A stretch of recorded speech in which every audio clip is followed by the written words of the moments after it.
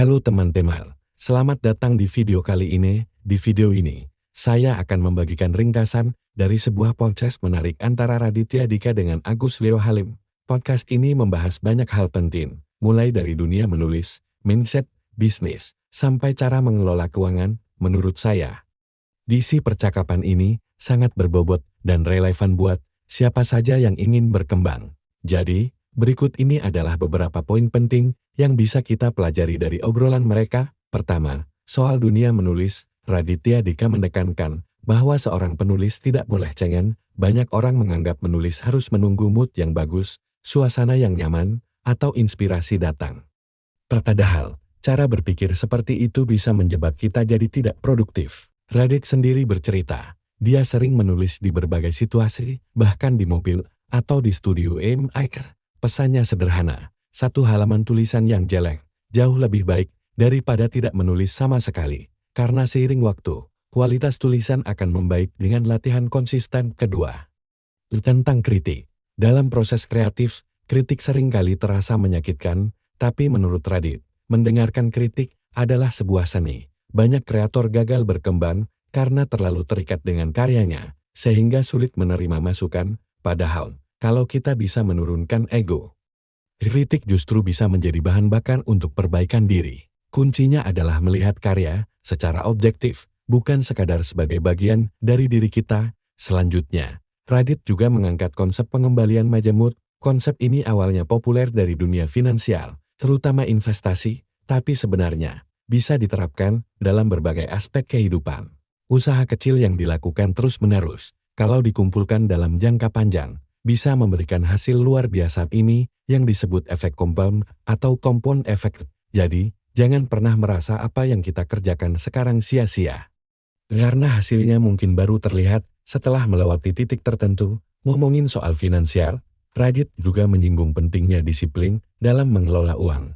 Di usia 20-an, mungkin wajar kalau sering belanja atau reward yourself, tapi seiring bertambahnya usia, pola pikir itu harus berubah. Saat memasuki usia 40-an, fokusnya bukan lagi memanjakan diri, tapi menyiapkan masa depan. Kalau kebiasaan konsumtif dibiarkan, kita bisa menghadapi masalah serius saat pensiun nanti.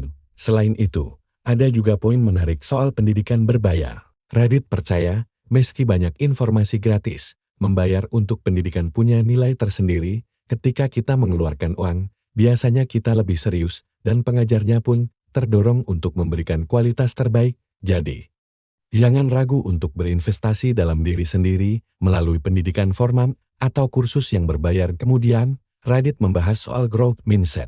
Menurutnya, orang yang punya mindset untuk terus belajar dan tumbuh, peluang suksesnya lebih tinggi. Ia mencontohkan Elon Musk yang berani masuk ke bisnis mobil listrik dan eksplorasi luar angkasa, padahal risikonya sangat besar. Tapi justru keberanian untuk memulai hal baru dan tidak takut gagal itulah yang menjadi kunci kesuksesannya. Dalam dunia bisnis, Radit menekankan pentingnya mengelola ekspektasi. Sukses bukan hanya soal menciptakan produk, tapi juga bagaimana kita membangun pemahaman yang tepat pada konsumen.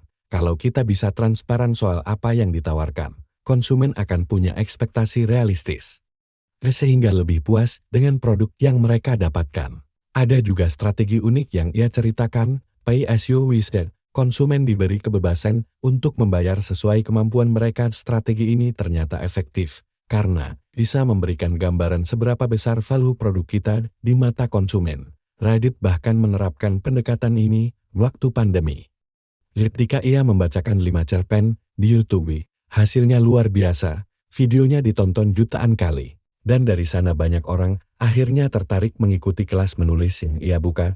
Inilah contoh nyata funneling yang sederhana, tapi sangat efektif. Kasih value dulu secara gratis, lalu tawarkan produk yang lebih dalam bagi yang benar-benar tertarik. Terakhir, ada pembahasan tentang nilai produk bagi konsumen. Kadang, kreator merasa karya mereka harus dihargai hanya karena proses kreatif di baliknya. Tapi, yang lebih penting adalah manfaat nyata yang dirasakan konsumen. Misalnya stand-up comedy. Orang mau bayar tiket bukan hanya untuk mendengar jokes, tapi karena mereka ingin merasa terhibur dan melupakan masalah hidup, meskipun hanya sebentar. Jadi, selalu pikirkan value nyata apa yang bisa didapatkan orang lain dari karya atau produk kita. Nah, dari semua pembahasan itu, ada satu benang merah yang bisa kita tarik. Keberhasilan tidak datang dari hal instan, ia terbentuk dari konsistensi, keberanian menerima kritik, kebiasaan kecil yang terus menumpuk, dan mindset untuk terus belajar. Ditambah lagi,